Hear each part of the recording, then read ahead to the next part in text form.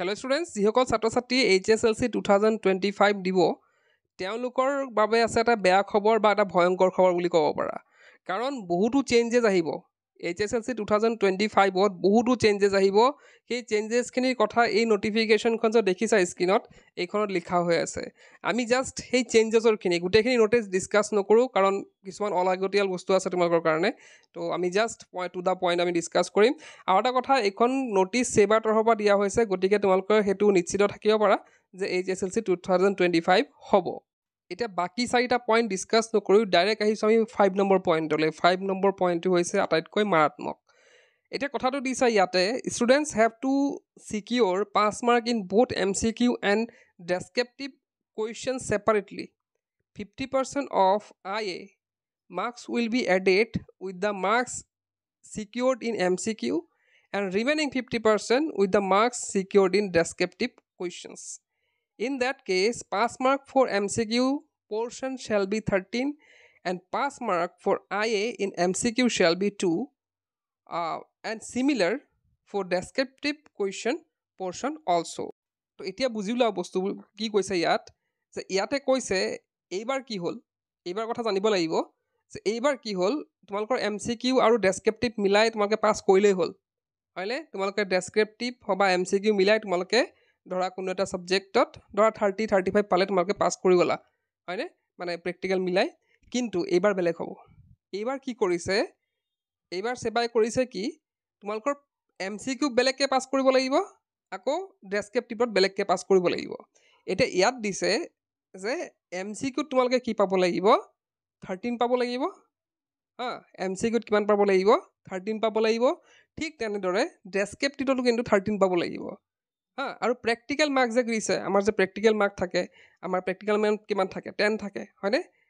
এতিয়া কি কৰিব, MCQত আধাটো পাছ কৰিব, ধৰা মানে প্ৰেক্টিকেল ধৰা তোমালোকে এটা এক্সাম্পল লৈছোঁ যে প্ৰেক্টিকেলত তোমালোকে কি পালা, 10 out of 10 পালা, হ'লনে? 90 মাৰ্কছৰ কুৱেশ্যন পেপাৰখন, ধৰা ইংলিছৰ মই কথা ধৰিছোঁ যে ইংলিছৰ কি হয় 90 মাৰ্কছৰ, হয়নে?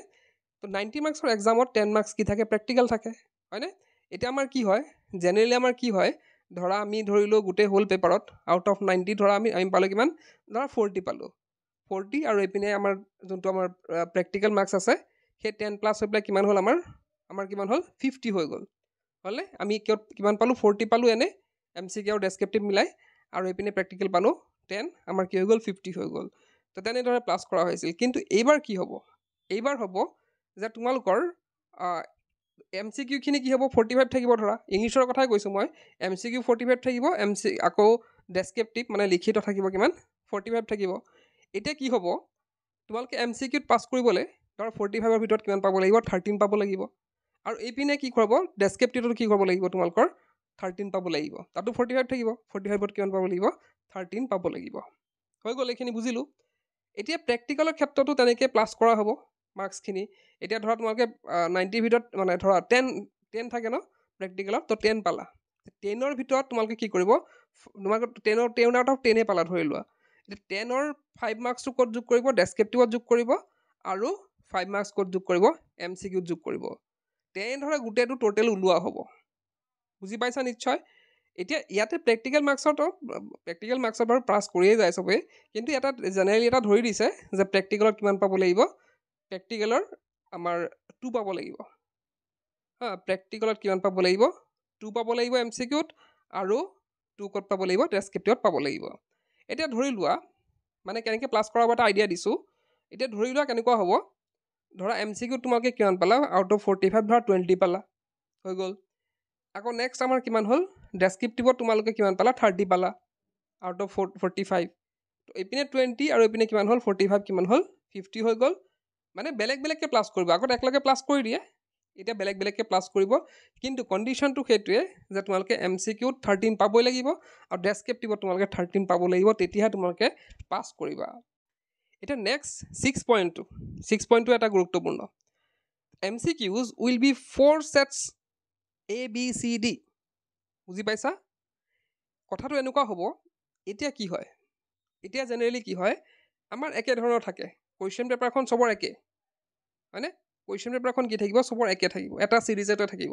মানে ধৰা তোমাৰ 1 নম্বৰ যদি তোমাৰ যদি কিবা এটা 1 নম্বৰত আছে তোমাৰ লগৰজনৰ সেই 1 নম্বৰ কুৱেশ্যনটো তাতে একে থাকিব হয়নে ধৰি লোৱা এটা কুৱেশ্যন জাষ্ট এক্সাম্পল হিচাপে ইংলিছত এটা কুৱেশ্যন ল'ম যে ফাৰ্ষ্ট কুৱেশ্যনটো তোমাৰ কি আছে হু ইজ লেঞ্চো সেই তোমাৰ লগৰজনৰ কি আছে ফাৰ্ষ্ট কুৱেশ্যনটো হু ইজ লেঞ্চো আছে কিন্তু এইবাৰ সেইটো নহ'ব এইবাৰ চিৰিজ দিব ABCD বেলেগ বেলেগকৈ দিব এতিয়া তোমাৰ যদি 1 নম্বৰত হু ইজ লেঞ্চো থাকে তাৰ 1 নম্বৰত কিন্তু বেলেগ এটা থাকিব গম পাইছানে তাৰ 1 নম্বৰত ধৰা থাকিলে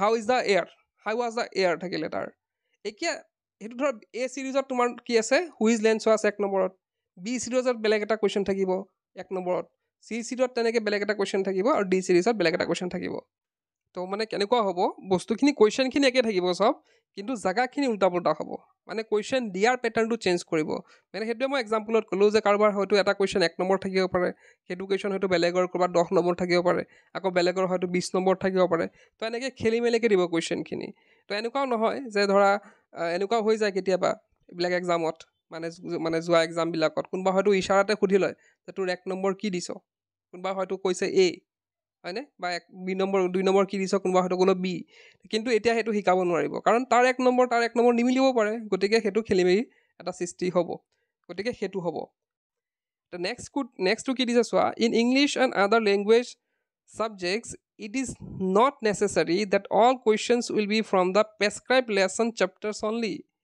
ইয়াত কৈছে ইংলিছ আৰু বেলেগ লেংগুৱেজৰ ক্ষেত্ৰত বা বেলেগ ছাবজেক্টৰ ক্ষেত্ৰত সেইটো নেচেচাৰী নহয় যে কুৱেশ্যনবিলাক অকল প্ৰেছক্ৰাইব লেচনৰ পৰা আহিব অকল যে লেচনৰ পৰা আহিব তেনেকুৱা কোনো কথা নাই চেপ্টাৰ্ছ অনলি বা lessons only there may be unseen passages কিছুমান আনচিন পেছেজো থাকিব পাৰে আমাৰ আনচিন পেছেজ তোমালোকে পাইছাই ক্লাছ 10ত দেখিছাই হয়তো কিছুমান চিন আৰু আনচিন পেছেজ থাকে গ্ৰামাৰ আইটেমছ হয়নে গ্ৰামাৰ আইটেমছৰো আহিব পাৰে আহেই বাৰু সেইটো extra the questions will be based on learning outcomes of the subjects এতিয়া তোমালোকে কি বুজিলা ছাবজেক্টটো পঢ়ি ইংলিছ ছাবজেক্টটো পঢ়ি কি বুজিলা তাৰ ওপৰত ভিত্তি কৰি কি হ'ব কুৱেশ্যনখিনি দিয়া হ'ব নেক্সট 8 নম্বৰ দিছে in the subject science and maths the question problems will be concept based which may not be directly from the text books তো ইয়াতে কৈছে যে মেথছ আৰু ছায়েন্সৰ ক্ষেত্ৰত কি হ'ব তোমালোকৰ টেক্সট বুকৰ পৰাই যে কুৱেশ্যন গোটেইখিনি দিব তেনেকুৱা কথা নহয়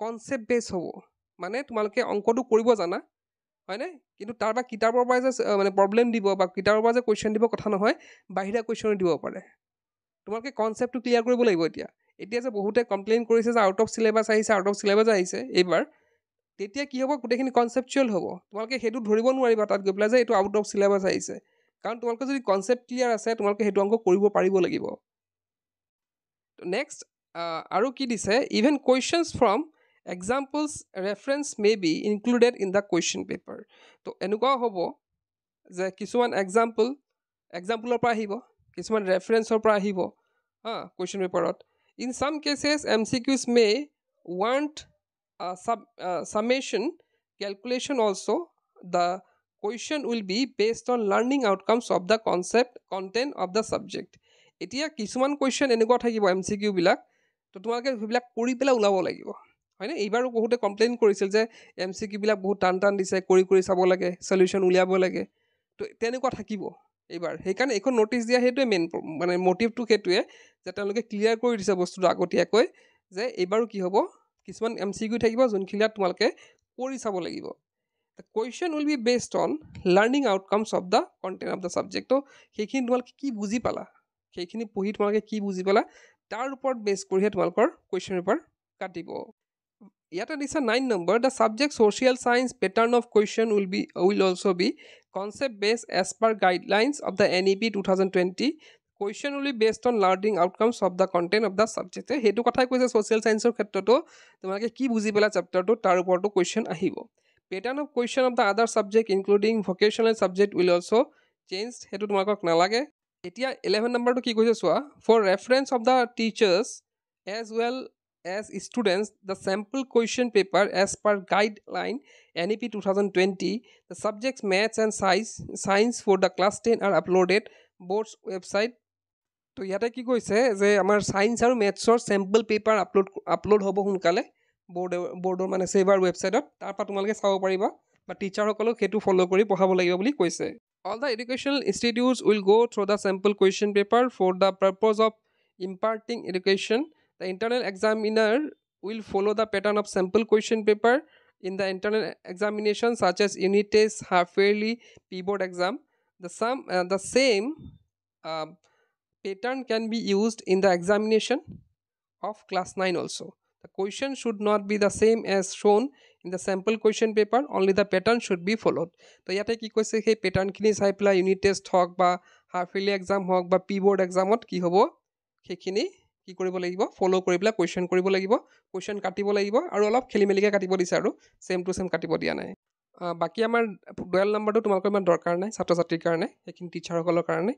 তো এইখনে আছিলে সেইখন ন'টিছ, ছেবাৰ ন'টিছ, যোনখনে গোটেই ছিষ্টেমটো চেঞ্জ কৰিব লাগিব। HSLCৰ গোটেই ছিষ্টেমটো চেঞ্জ কৰাৰ লাগিব।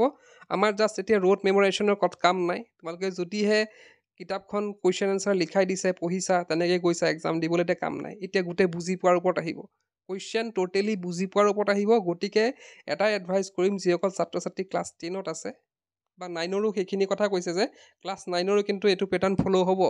তো এইখিনি আছিলে মেইন কথা ন'টিছখনৰ। আৰু তোমালোকে দেখিলা যে একটা হিউজ চেঞ্জ আহিব।